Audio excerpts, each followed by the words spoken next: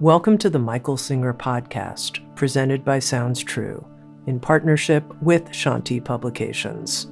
For more information about Michael Singer's work, access to all prior episodes, and information about upcoming releases, we invite you to join us at michaelsingerpodcast.com.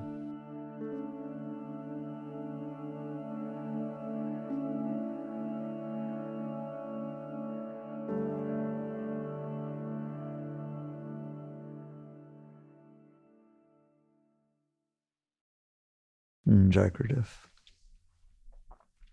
The more you grow prematurely on the spiritual path, at first you think it's about getting high and feeling all kinds of spiritual energy and so on. Then you find out that things happen in life, because you haven't noticed, that kind of hamper that, bring that down a little bit. And you've had times where you felt close to God. You have times where you felt a lot of energy. You're happy. You feel love. And there are times in which you can't find that again. And unfortunately, a lot of those times are more prevalent than the other times, if you haven't noticed. But what does one do about that when they're sincere as a spiritual seeker? When you start, like I did, you fight. You're supposed to feel high. You're supposed to feel Shakti. You're supposed to feel spirit. You're supposed to believe, and just do it. Fight with it. Push away that which doesn't. Eventually, if you stay with it, you find out that's really the opposite. That the times you're having the most trouble, that you feel the furthest away, that you can't get the energy going, are your times of greatest growth. Because there's a reason that you don't feel the energy. It's not that it's not there. It's always there. Like, it's really funny. During hard times, you still breathe. Your heart still beats. Hear me? But why can't I be happy? You are happy. You're filled with joy. You're filled with love. The difference is not that it went away, is that it's blocked. That is so important. We use the analogy, I like it a lot, of the sun. We just sang about the sun. There are times in which the sun during the day seems to be shining bright. And there are times in which right in the middle of the day, it seems to be dark. If you go out there, the sun's the same all the time. It's just shining 24/7 for, I don't know, what do we say? 4.5 billion years. So the problem is not that it's not there. The problem is something's blocking it. There are clouds. Your eyes are closed. There's something blocking that which is always there. That is when you start to catch on what spiritual growth is about. It's not about finding it again. It didn't leave. It doesn't ever leave. And I tell you a secret, no matter what you or anybody else has ever done, that sun is still shining equally on everybody. All the rest of that is your stuff. It's your judgment. Nature is a teacher. It's there.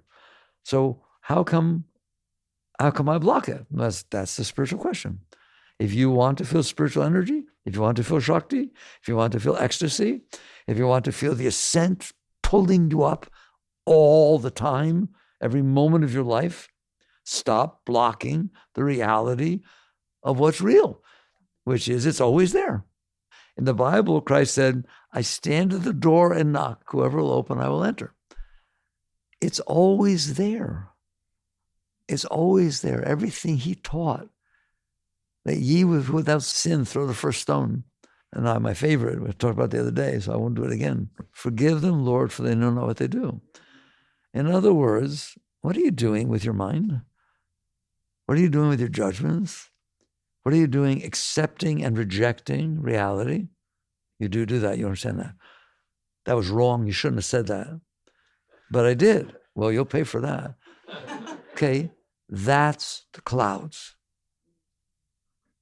It's not about good and evil. It's not about right and wrong. It's not about better and worse. It's about, are you blocking yourself? Do you have the right to block yourself? Sure you do. But then you're blocked. So the spiritual path is way deeper than what we want to hold it to. It simply says, are you in there? Check. You sure you're in there? Were you in there yesterday? Were you in there last week? Come on, look at me. In there. You in there? Did you have thoughts? How do you know? Because I hear them. Do you have feelings? Answer me. How do you know you have feelings? Because I feel them. Who does? Me. Same me yesterday? Same guy in there? Same gal in there? Believe it or not, that is the self. It is not this mystical thing off somewhere as you got to go find when the doors of heaven open up. If you are in there and you are conscious, right? We'll talk about how you get lost, but you're conscious. You say things like, oh my God, my thoughts are bothering me so much today. How do you know? So easy to say. How do you know? I don't know that your thoughts are bothering you. How do you know your thoughts are bothering you? I notice them. They're bothering me. Who's this I? It's that close to you. It's not something you have to find. You understand that? You're it. I think the most hilarious thing in the world is I'm looking for God. Well, you better go to the Himalayas or somewhere, look under the bed maybe. I'm looking for the self. You are the self. You are the consciousness that is aware in there. And you are aware of your thoughts, good thoughts, bad thoughts, X-rated, R-rated, PGs. They're all in there. So, but how do you know they're in there? Do you ever have bad thoughts? Do you ever have good thoughts? Do you ever feel bad feelings? Do you ever feel animosity towards somebody? Do you ever feel love towards somebody? How do you know? Because I'm the one who's feeling it. I'm the one who's noticing it. Can you feel animosity towards somebody and then they tell you something really, really nice and all of a sudden you like them in 1/1000th of a second? Or more likely, you like them a whole lot and they say one thing, you'll never talk to them ever again? Is it not the same you that heard both? It's transcendent to this stuff we do with our minds, what we do with our humanness. You say, I'm only human. You are not even close. You're the consciousness that's watching a human. That's who you are. You're the awareness of being that knows there's somebody in there and has a major problem living with that guy and gal, all right? I called it your roommate. Do you have a roommate in there? Are they always fun? How do you know? That's the beauty of it. You woke up and you realized, I'm not it. I'm not my thoughts. They change all the time.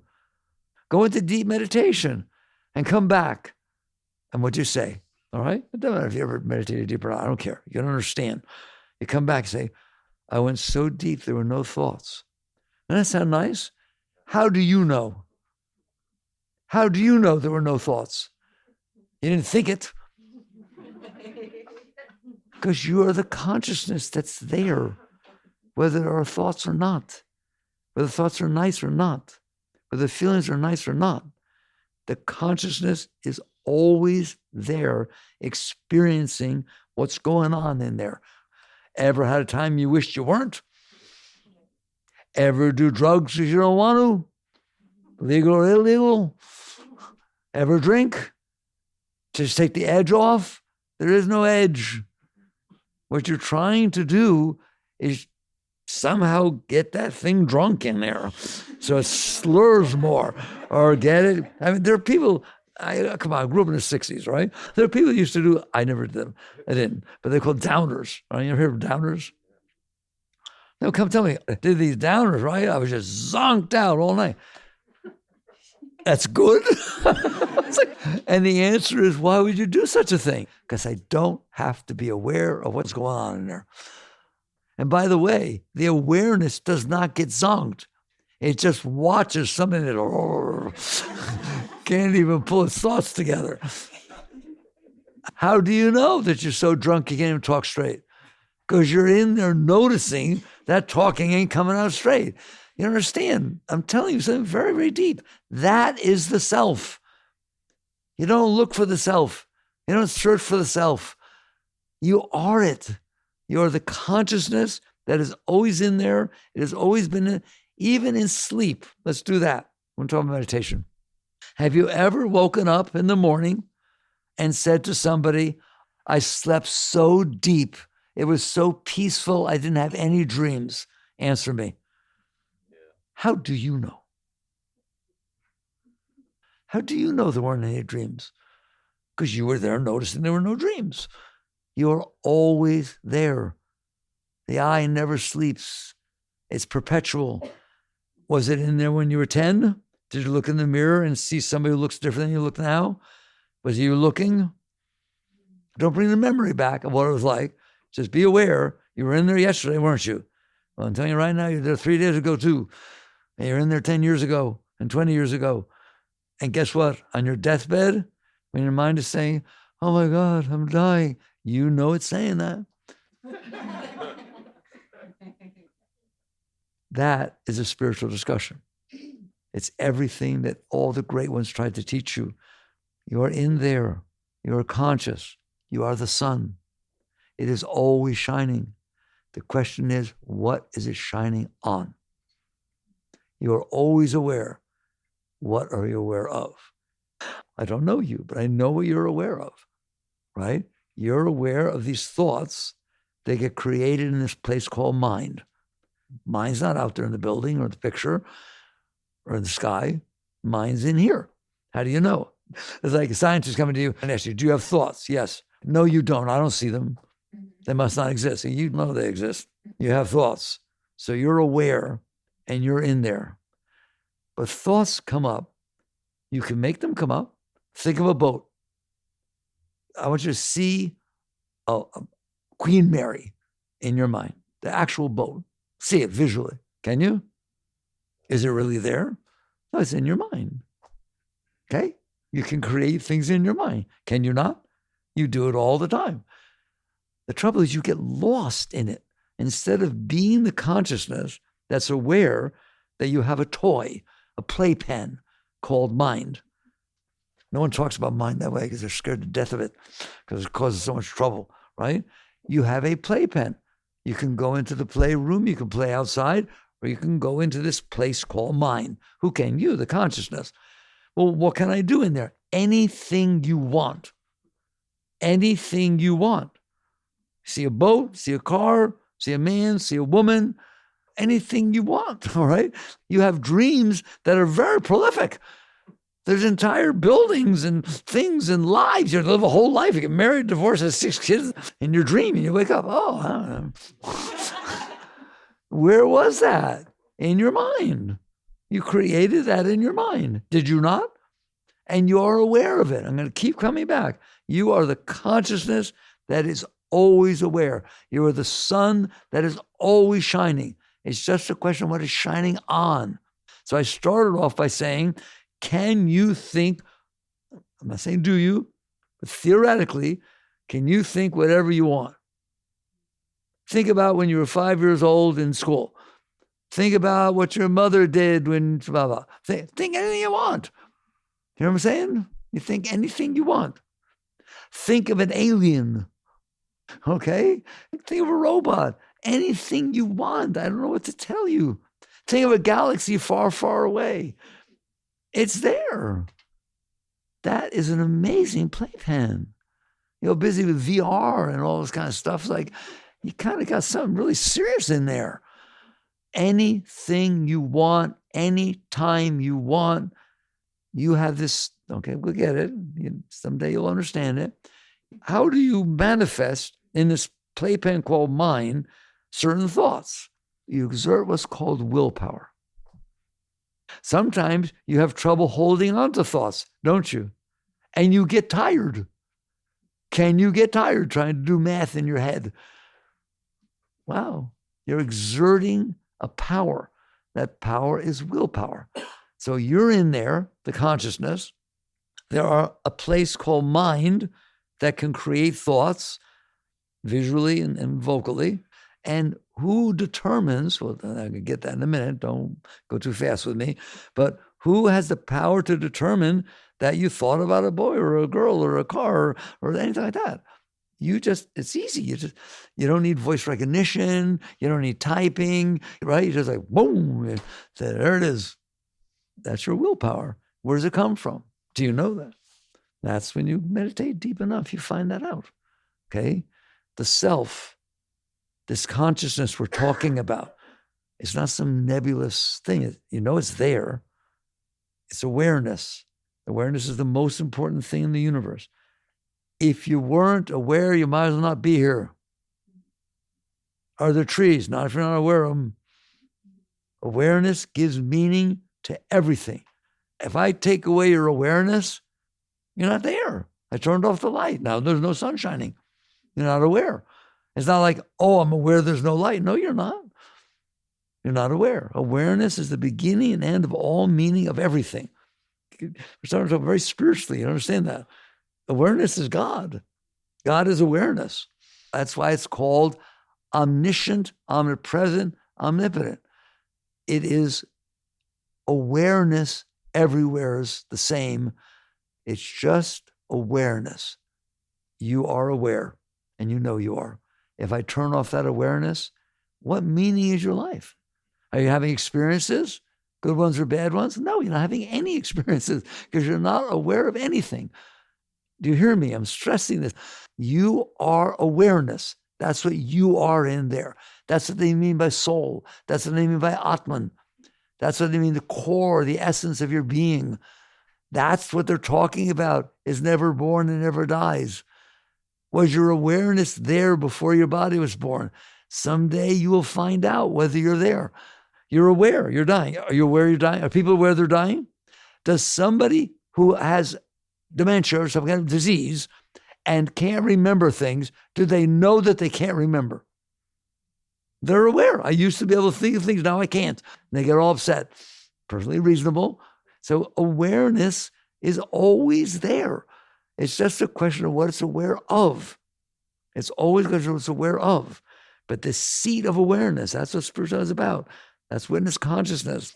All right? So you are an aware being. Very good. So where does willpower come from? It comes from that. In the ancient teachings of yoga and the great scriptures, they call God Chit Shakti, conscious energy. Conscious energy. That's what you are. That's what's back there. Not just consciousness, conscious energy. Energy is the quantum field that vibrates and creates the whole universe. Consciousness is that which is aware of it. In science is very spiritual if you pay attention to it. They used to think there were two forces, magnetism and electricity, and they were separate. And when they find out, there's one force called electromagnetism. They're the same force. Looked at from one angle is electricity, another angle is magnetism. Like, got it? Chit Shakti. It's one. There's not two forces. There's a force called Chit Shakti, conscious energy. And that force, and we'll go down to, I like this quantum field stuff, all right? That they have found out that the further they go down into matter, that there's nothing there. There are no electron, neutron, and protons. There are no particles. They're just little wavelets in a field. Oh, energy. Einstein said it. Matter is energy. Energy is matter. And the difference is just a temporary state. Like your scientists are your priests because God is reality. And what they're discovering, the further they go down there, is very godly. You don't have to study quantum physics. Just understand what I told you. That's all you need to know. They looked out there, Aristotle, Plato, oh, look, what's going on? And then eventually got some microscopes and they could see molecules. Oh, it's really just a bunch of molecules moving out there. Then they could see electron microscopes. They could see atoms, electron, neutron, protons joined together, making molecules. You know this stuff. You went to school. You didn't pay attention to it. You didn't walk out of the class and say, oh my God, it's all atoms. It's all atoms. She's not really so pretty. She's just a bunch of atoms bound together by some quantum laws and covalent bonds. She's a bunch of covalent bonds.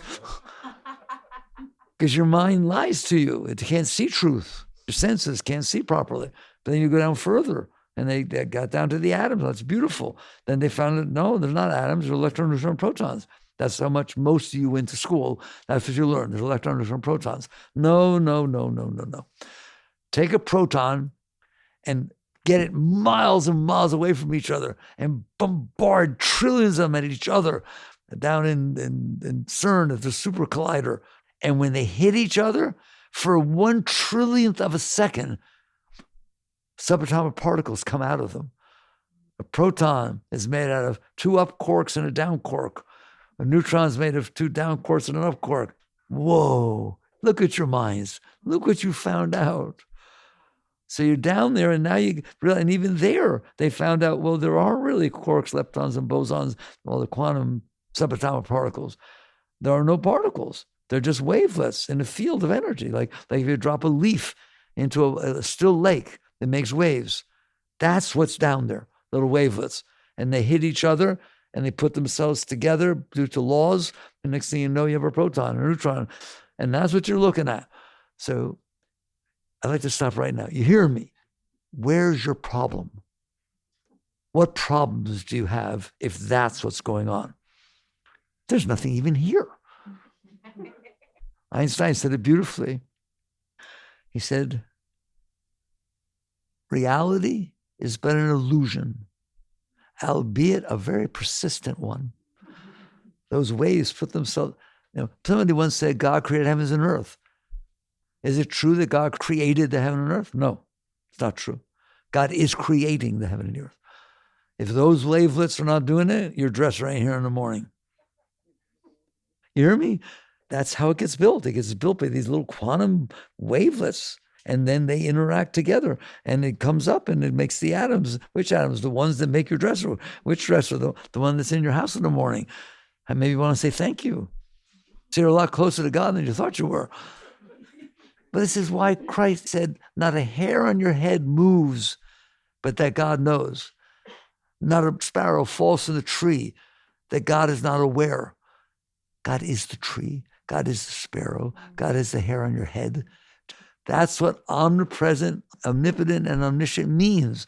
It's everywhere is conscious. And that's what science says. And so science is pretty serious stuff. It blew me away years ago. I read an article in NASA that said the quantum field is omnipresent. You read right past that. I didn't read right past that. I've only heard the word omnipresent used once for a meeting in my life. God was omnipresent, omniscient, and omnipotent. Now all of a sudden they say something's omnipresent. In other words, every single galaxy, every single thing throughout the entire universe is made of the same thing. It's made of the same field. That quantum field is omnipresent everywhere.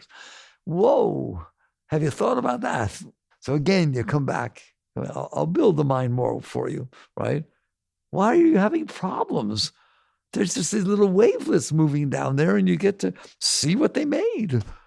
They see what they're making. And you are the consciousness looking at them. That's Chit Shakti. The Shakti is the vibrations in the beginning. What does the Bible say? I'm not a Bible reader. I admit it. I'm a nice Jewish boy, and I read the New Testament once in my life in 1971, and yet it keeps coming back. In the beginning was the what? Oh, the Word. What's a word?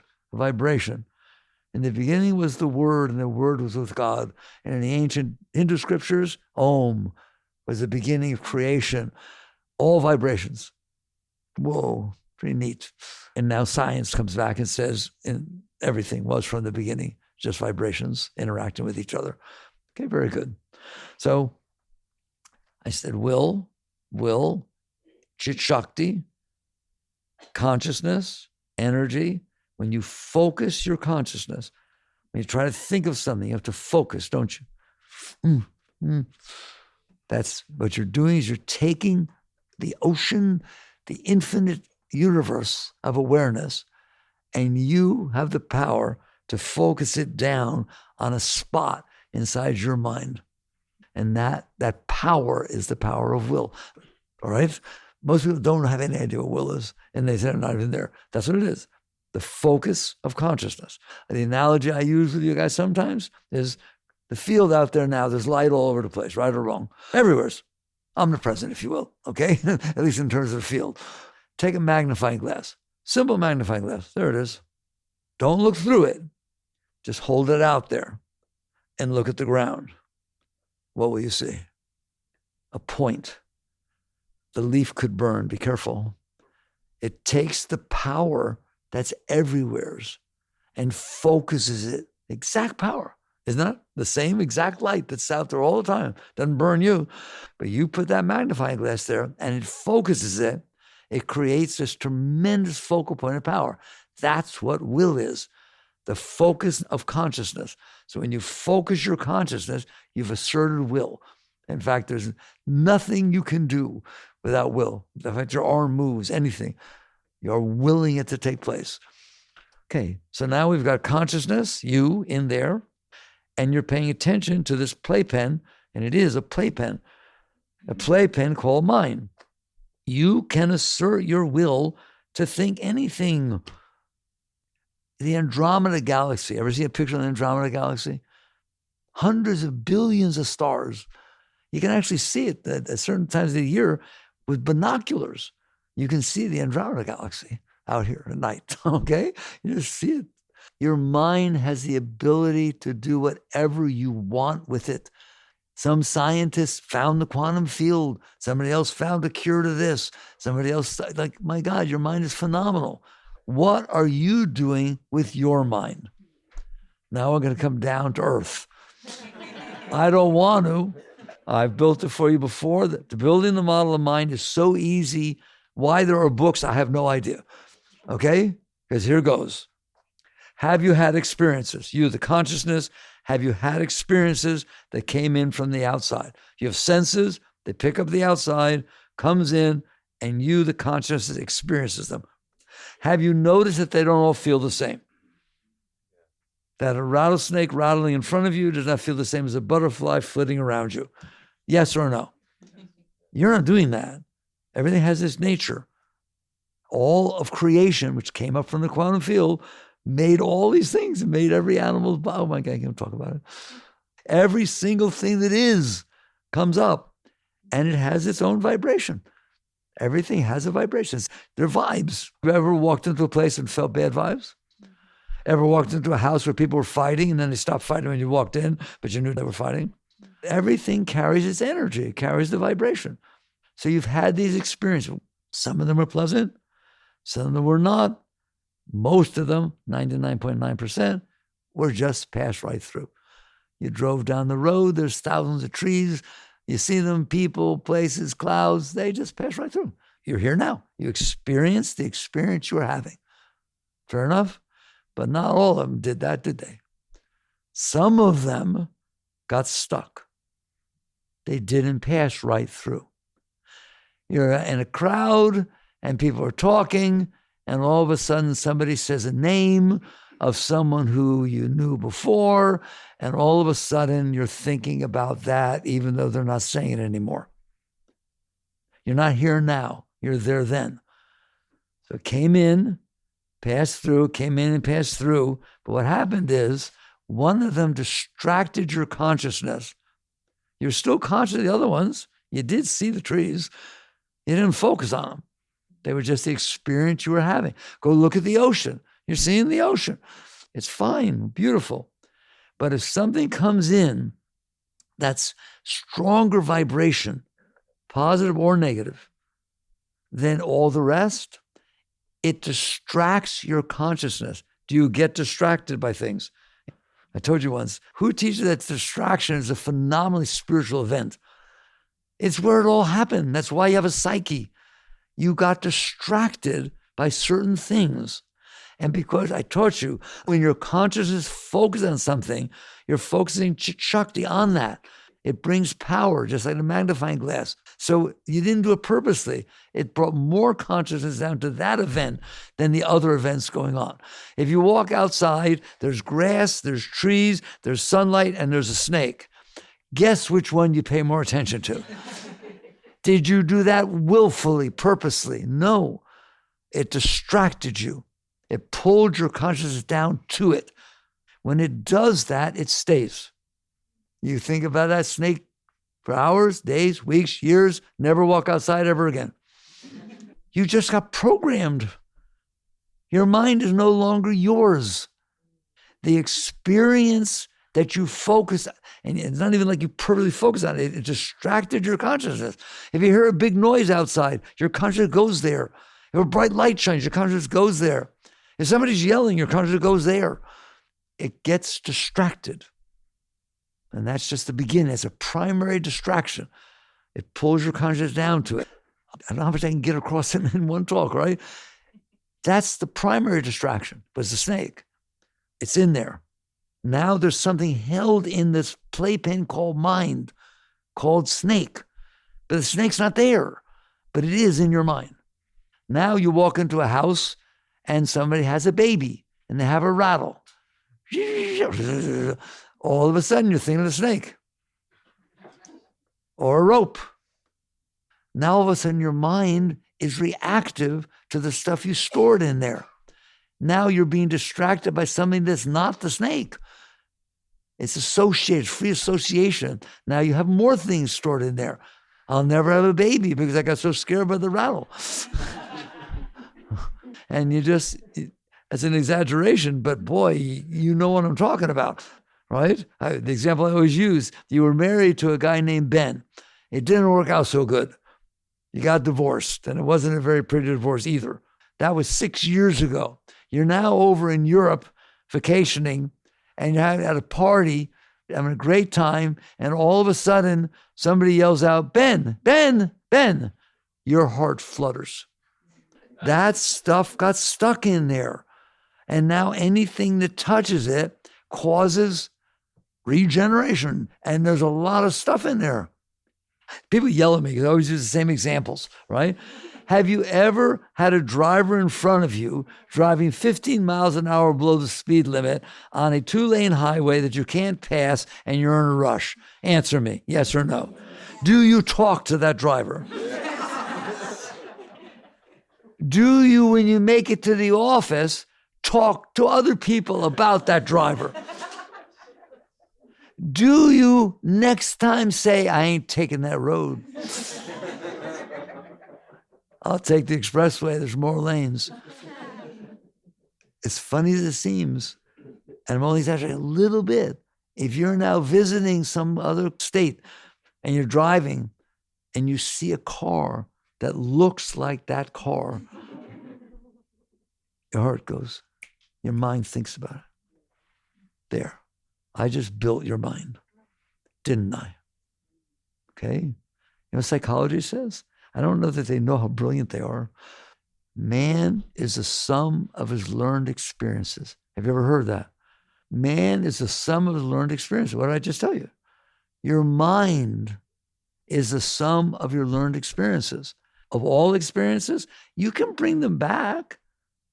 You can think about a white line on the road, but it doesn't do it by itself. Yoga calls it a samskara. It's a very important word, a samskara. What is that? An event that came in that you couldn't handle. Therefore, you held it.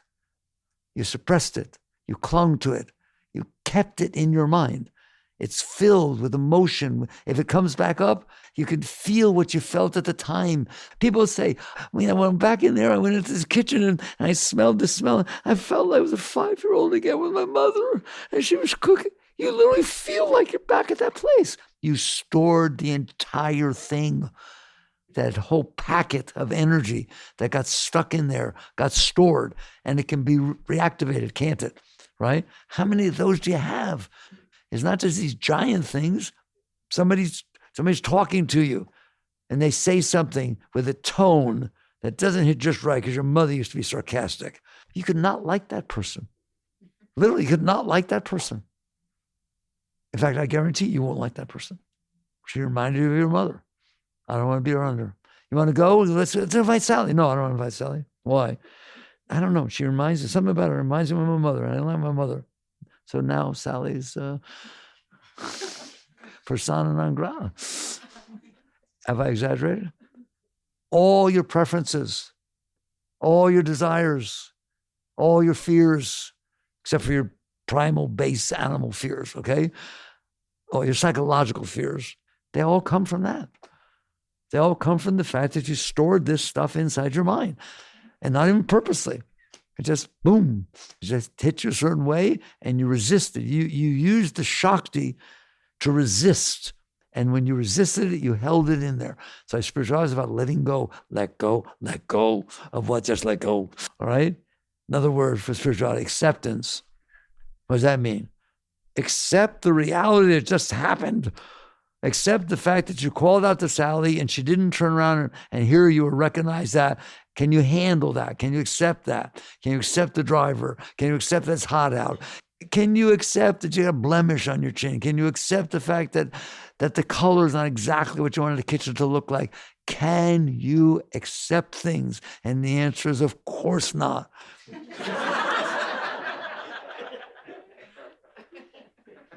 And would you like to know why you can't accept them? Because you have stored impressions from the past. And that's not exactly the color that I wanted. How do you know? Because when I was little, I was this and toy was this, and go study Freud. It's all the same. That stuff distracted you, you stored it, it's in there, and now the world is coming in and it's hitting your stuff, isn't it? And it can be positive, it can be negative. What's a positive samskara? I don't like to talk about them. I told you, when you leave here, just forget everything I taught you, because you can't handle it. Well, you can't handle the truth. Well, I was talking about the truth, isn't it? That's what's going on inside your head, isn't it? Why do you want a certain type of car? Oh, I saw it in a movie, James Bond was driving it. No, I don't want that because I'm into environmental stuff. And what do you mean? What do you mean? How'd you get that way? I had experience. The sum of your learned experiences programmed your mind. Now it's not such a nice playpen. It's a nice playpen when what comes in from outside, because it's still coming in, that quantum field's vibrating down there, and it ain't vibrating the same, but you stored in there. God, that's so deep. How different is the storehouse of that stuff you have in your mind, which is the sum of your learned experiences, and everyone's are different. How different is that from what comes in every day out of the quantum field in reality? They have nothing to do with each other, do they? What happened to you when you were 5 in Connecticut when you were growing up has nothing to do with what's unfolding right now. But to you, it does. It comes in and says, oh, that reminds me of my brother and he died when I was young. What reminds you? I don't know, the guy, how he sneezed. Doesn't take much, does it? So you have this world in there made up of the sum of your learned experiences. And there's a world out there that is not made up of the sum of your learned experiences. If I say it to you, you won't understand it. But from a scientific point of view, it's made of the sum of its learned experiences, called cause and effect. Every single thing that ever happened before made this happen out there. And that ain't what's going on inside your head. If you got that, I'm about to give you the final linchpin. You do see it's the truth, isn't it? Okay. What happens with what's happening out there doesn't match what's happening in there. You don't like it, do you? Even I just taught you, they have nothing to do with each other. They can't possibly. What happens with happening out there does match what's going on in there. Ooh, love at first sight. I don't know what happened. My heart just went boom. Yeah, I know. I take the sum of your learned experiences and what's happening out there, and they just happen to hit just right. And you get married and then divorced. And you find out, holy mackerel, they're like two ships passing in the night. Yeah, there's a point where they go past each other. They're pretty close, right? The outside, I teach you this and you won't ever listen to me. You don't believe it. You fight with me. The outside has nothing to do with the inside. The inside has nothing to do with the outside. They're totally different worlds. They came from different places. Yours came from your past, the sum of your learned experiences. This came from reality's past, accumulating together in the current moment. I take it to the extreme. You're standing there and somebody's yelling at you. They are not yelling at you. I know it feels like it.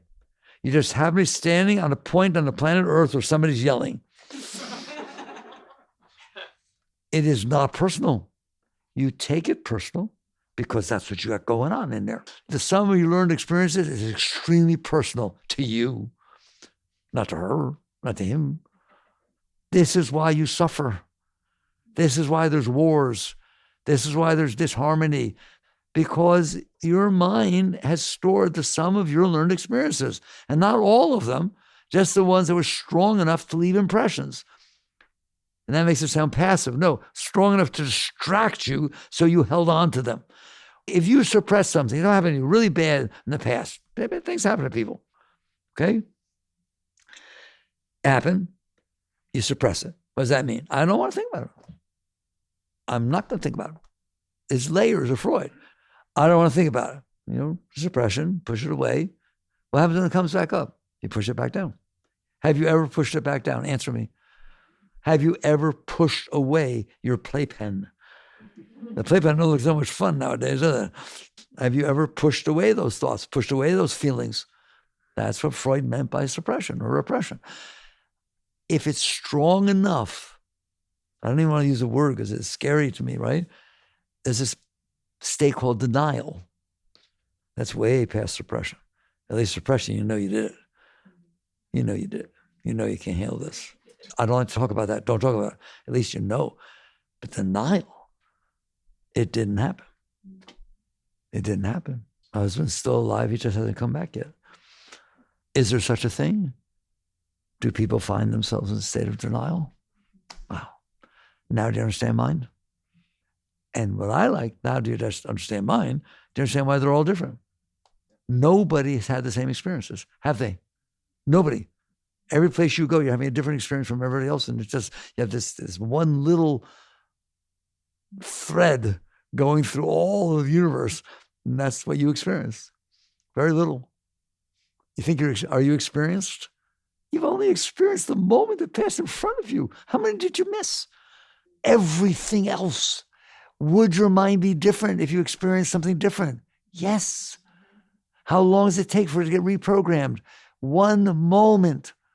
I love you. I just love you so much. Into my moment, my heart is just melting. I can't even think straight. You open your eyes and he's looking at his cell phone. Did you change your feelings about him? How long did it take? You used to talk very nicely about him. Have I exaggerated?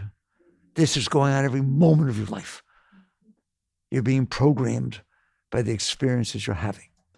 And you don't know how to let them go. You don't know. I like to finish that story. You want to know what really was going on? You're just melting in love, sitting there, and he's hugging. You're hugging. In your eye, you don't want to look, you're just melting.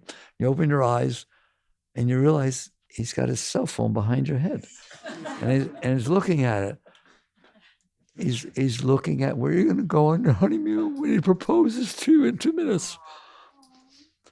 Oh. Have you ever taken it wrong? You don't even know. You will never know how much went in there and had to pass through the stuff that was already in there and influenced how you interpreted what you saw. Did I exaggerate? It's a mess in there. And what your attempted solution as a, quote, normal human being is, if what's going on outside matches what I want, notice what you want is based on your past experiences, not a single thing that you just made up. Do you want a little? What? I need to know what it is. Blah, blah, yeah, like a drink. You hear what I'm telling you? Your likes and your dislikes, your preferences, your hopes, your dreams, your concepts, your views. I just explained them all to you. Oh no, yes. They're the sum of your learned experiences. They are meaningless. They're just yours. There's 8.2 billion people on the planet Earth. And how many have been here before? And you're real important, aren't you? And those experiences you had, man, the 1 in a billion, 800 trillion experiences are happening at the same time you had one. But yours is really important, isn't it? God, I can't believe you're letting me talk to you like this. Can I keep you here for the rest of your life and just keep talking to you? Is it not the truth? But what you do is you get caught in it. The consciousness is now completely caught in the mind. You can't be comfortable sitting in the beauty of the sunlight because you're busy looking at the darkness. You're busy looking at the mess that's in there. And it just stimulates it. You don't even need something outside to stimulate your stuff. You can have a thought that stimulates 3 years of depression. Wow. And that everything I said about your mind is also your heart. Your emotions, your heart's a playpen. So you can play all kinds of music. It does all kinds of stuff, right? Yeah. It got the same way. It is the sum of your emotions are the sum of your learned experiences. That which freaks you out turns him on. That which freaks you out yesterday turns you on today. All you have to do is have another experience, right or wrong. I don't want to go with Billy. I don't like him. Do you know that Billy's really rich? And he sometimes gives people nice cars? Oh, maybe he could come. Or, I think more of this, no, I'm not comfortable around him. Do you know that he told me the other day that his philosophy about life and about politics is exactly the same as yours? Really? He can come? Don't you wish I was exaggerating? I'm not, am I? Okay, so now you woke up. So your emotions are programmed based on the past experiences, and your thoughts are programmed, and you are caught in that. You can't handle that. Therefore, distraction, they distract you constantly. You're constantly distracted by your thoughts and by your emotions, and mostly your negative thoughts. Now, what do you do about it? I've noticed, just like you, that if the moment in front of me matches what I want in here, I'm doing great. And if it doesn't, I'm not. Therefore, the purpose of my life is to make the moment unfolding in front of me match what I want inside. And don't you dare tell me that's not how you wake up in the morning and spend your entire day, every time, every second. Well, we just got through saying the outside world has nothing to do with that. I'll make it have something to do with it. It doesn't bring harmony. What is harmony? Okay, we have 1 minute left. Ready? Learn to let go. Learn to not store that stuff in there. Experiences are real. Yes, we have experiences. Some of them are intense energy. Some of them are beautiful energy. Are you able to handle that? Can you handle reality? You're the highest species. That's what they tell me. You're the highest species on the planet. And what did Darwin say evolution of species was about? Adaptability. How adaptive are you in there to what's happening out here? 0. It is supposed to match what I want. And guess what? If it doesn't match what I want, ready? It's wrong. What you said was wrong. It hurt me. Well, that's because of all the experiences you accumulated throughout your life. And because it didn't fit good in here, it's wrong. Wow. No wonder you all can't get along. And so you wake up and you sit here and say, okay, I don't want to be like that. I moved out to the woods in 1971, dropped out of my doctoral program, which I was a very great student and everything, and just moved out to the woods and say, I ain't living like that. Once I saw that, once I woke up and saw it, no way I'm spending the rest of my life in there with that stuff. No way. I don't care what it takes. And I tried all. I meditated 6 hours a day. I've been around the block a few times, and I'm teaching you what I learned. There's a reason the mind is the way it is. Don't fight with it. You made it that way. I told you, are you in there? Who else is in there but you? Nobody. Oh, then you did it. If your house is a mess and you don't want to live there, all right? That mind is the way it is because you couldn't handle the situations that happened to you. Either you got all involved in them, you ran off, or you got all scared by them. So you now have fear and desire based upon that stuff. What do? Crash course on spiritual growth. There are moments that are happening to you right now. You'll walk out here right now. It's hot out, it might rain. Oh, I wanted to go skiing. And you can't handle it. Can you handle the weather all the time? No, I don't want it to rain today. It's my birthday. It doesn't know it's your birthday, and you have no right to say that. That is about the stupidest thing you could ever say. But can you get upset because it's cloudy before your birthday? Well, then maybe you have some work to do. And maybe it's on yourself instead of everybody else. And maybe that's the cloud. All that stuff we just talked about, those are the clouds that are blocking the sun. It's still there shining, but you built this veil around yourself. It's made out of those garbage things that you stored over the course of your life. You can't see through that veil, can you? Well, you can see through it, but what you see is the veil. When you look outside, you see yourself. Ever say, I can't believe she did. I would never have done that. Well, she had a different life than you. What kind of meaningful statement is that? I would have never done that. Well, okay, very good. If you had a slightly different experience in your life, you would have done that. Judge not that you shall not be judged. The whole thing is the spiritual teachings. You hear me? The Bible said, judge not that you shall not be judged. Third Zen patriarch, to end the burdensome practice of judging. Why do you judge? How much basis do you judge? Me? I guarantee you, judge anybody or anything, you're judging it based upon what I just talked to you about. I'm so proud of you. You sat through listening to what's going on in there. And it's not so impressive, is it? So you basically wake up someday and you say, I got some work to do, and it's on me, not on everybody else. I should be able to handle the weather. I should be able to handle the driver in front of me. I should be able to handle that somebody said something, that they were in a bad mood and they said something not nice. Can you handle it? A friend of yours, a really bad mood, and she's really being mean, and she said something mean. Can you handle it? Of course you can. Just handle it. Let it go. Can you handle that your husband or wife come home from work, that really bad day? You're wanting to have this beautiful evening, and they come storming in, slam the door of the bedroom. Can you handle it? Can you handle reality? Or when they come out of that, are they going to pay for that? You don't treat me like that. You will treat me like that again. You'll be on the couch for 3 weeks. As opposed to, wow, you must have had a bad day.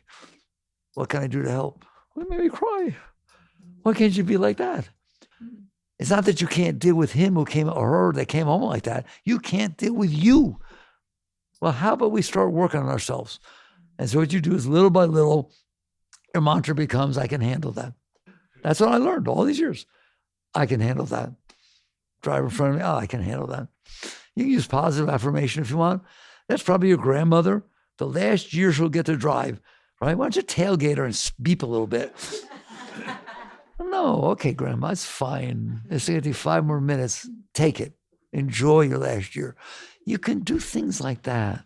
You can use positive thinking, use mantra, but do something. Do not let the default is you get distracted, it gets stored in there, pay for that for the rest of your life, and so will everybody else you interact with. You are not your mind. You're this beautiful being looking at this disturbed mind, okay? And the answer is not to suppress the mind. It's not. The answer is to see why your mind is just echoing what you did. You did it. And so change how you deal with yourself. Okay, can you change? You can't do the big ones at first. Don't tell me that. Don't come to me, well, you don't understand. My wife left me and she died and this happened and I feel so much pain. How do I let go of that? One, eventually you will be able to see the beauty in the fact that you loved somebody so much that when they died, you felt such deep loss and such pain that you saw it as saying, I love you. You accepted it so deeply that it had a beauty to it. You didn't try to push it away and get rid of it and suppress it. You hugged it, you held it, you offered it to God. You used it to raise yourself and raise everything around you. Hear me? It has to do with the depth of experience that the conscious gets to have, isn't it? And eventually you get to where, that's what an enlightened being is. An enlightened being is a being that life comes in, all of it, and passes through, and they experience it for what it is. I'll stop. Ramakrishna, they once went to him, a fully enlightened master. Does an enlightened master feel anger? Yes. But it's like riding on water. What's the problem when you ride on water? Nobody can read it. It just goes right through. Okay, somebody does something, anger, hits something, comes up, passes right through. So what? There. Okay. Did you learn something? You're a beautiful being. When this cloud gets thinner, which it can do every day of your life, Wake up in the morning, say, I'm going to handle the day. Well, you won't be able to. Things will happen. Good. Catch your breath. Bring yourself back up. Try again. I'll do better. Just like when you're playing the piano, you make mistakes. Good. That's why you practice. Practice letting go. Practice accepting. Sometimes you have to deal with stuff, but first accept it. First accept that that person said something and they're going to go off and bother somebody else. Honor it, respect it, accept it, look to see if you can help. So it's not that you don't act, you don't react based on that stuff that we just talked about that's in there. All right. I don't want to stop, but I will. Thank you for listening. Thank you. You're great beings. As you thin this stuff out, wait till you see what happens. All this Shakti starts pouring up in you naturally. You don't do a single thing. There's no action. There's no nothing. It's just feeding you. That's what Christ meant when he said, man does not live by bread alone, but by every word that leaveth the mouth of God. That's the inner energy is feeding you. The sunlight is not being blocked now. All right, work on yourself. Raise yourself. Jagrata.